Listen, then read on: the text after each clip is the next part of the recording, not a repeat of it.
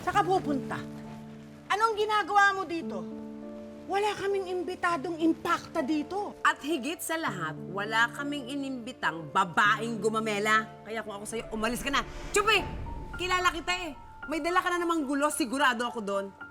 Pasalamat nga kayo at pumunta pa ako dito sa parting to. Uy, kami pala ang dapat magpasalamat pa, ha? Ang kapal ng mukha mo, babaeng hotdog. Bakit? Totoo naman eh. Hindi naman ako dumadalo sa lahat ng party. At kahit hindi tayo magka-level, kinakausap ko pa rin kayo. Oy. Tinan mo, ha? Nakapustura ako, ha? Pero, hindi ako nakapagbaon ng maraming pasensya. Kaya, kung ako ikaw, sumibat ka na kung ayaw mong masaktan. Ay, hindi, Chang. Saktan na Ha? natin ngayon. Ngayon na? No, saktan na natin. Ano?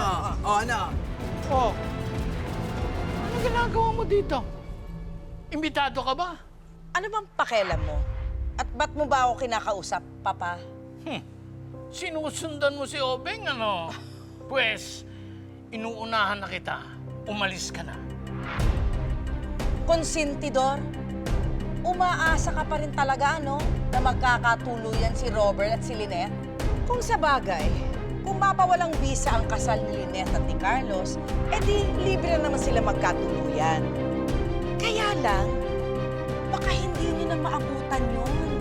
Baka hindi na kayo buhay by that time, Papa. Sama talaga ng tapas ng dila mo, ano? Sorry. Paa pala yun. Akala ko ipis. Aalis ka ba o pabibit-bit pa kita dito sa aking mga bodyguard? Fine!